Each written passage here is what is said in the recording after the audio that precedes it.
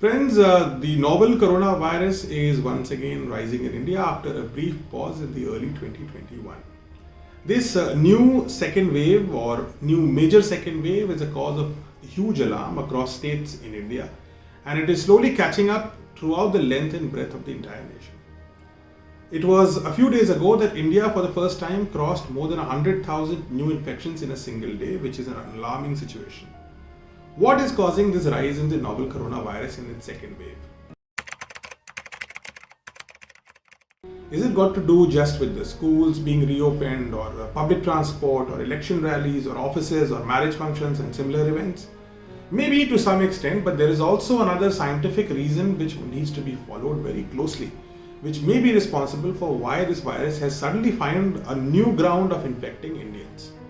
This has to do with double mutation. You might have heard of this term, and it's a very important understanding which we all need to develop about our most important foe and enemy of the last almost year and a half, the coronavirus. Before we understand double mutation, it is extremely important to understand the structure of the novel coronavirus, because that will help you in understanding what double mutation could potentially mean. You see, at the core of every virus, including coronavirus, there is something which is called an RNA, or a ribonucleic acid. The ribonucleic acid is similar to your DNA.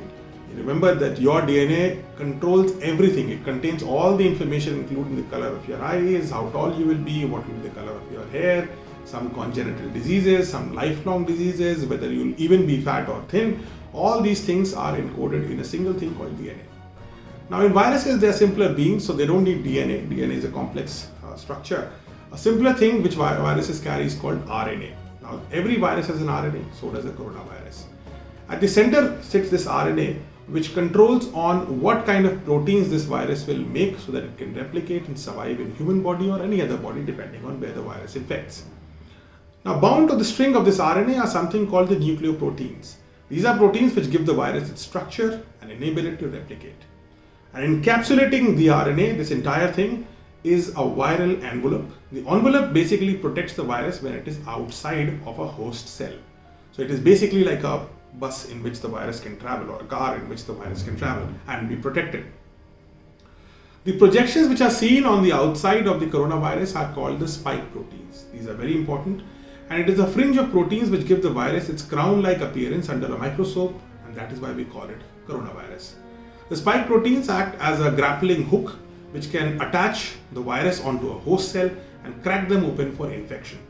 Like all viruses, coronaviruses are unable to thrive and reproduce outside a living host, and spike protein allows them to go inside a human cell and infect it and then create copies of it. Now let us come back to the main topic of today's discussion, which is the double mutation variant which is being observed in India. The double mutation essentially are two mutations.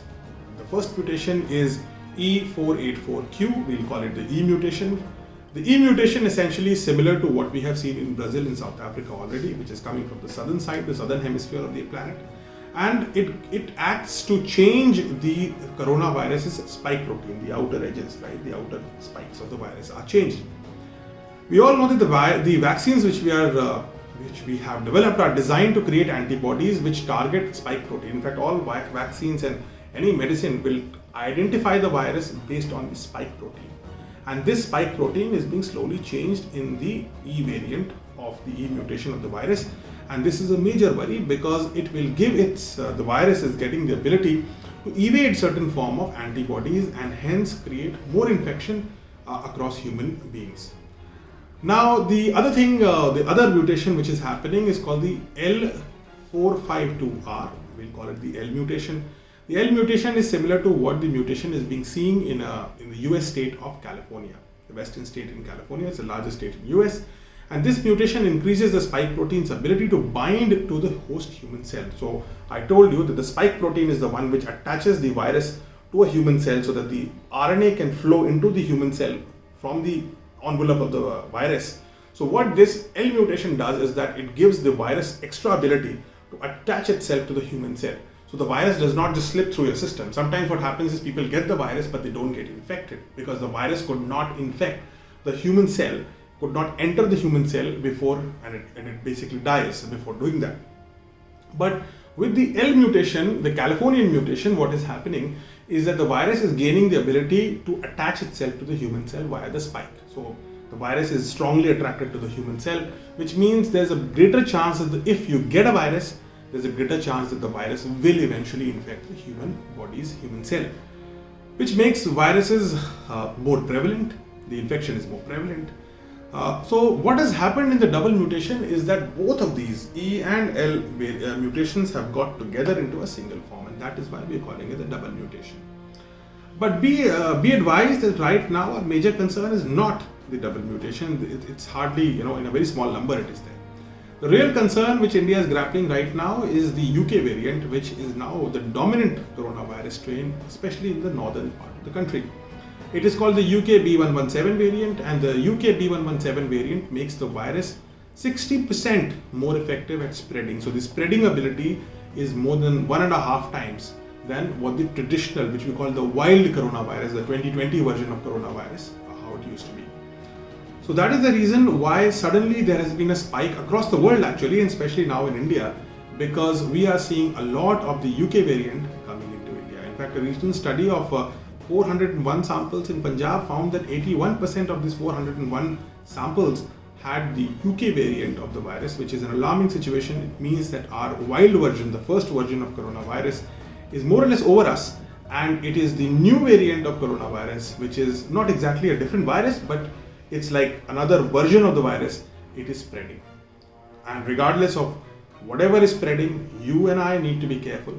We are rolling out one of the largest vaccine campaigns amongst the toppers in terms of the total number of vaccinations India is, and that is the good news. The good news is also that we, this time in the second wave, we understand how to combat the coronavirus in terms of how to treat patients, and that is the reason why our medical staff is much better prepared, and most of our doctors and healthcare workers are anyways vaccinated.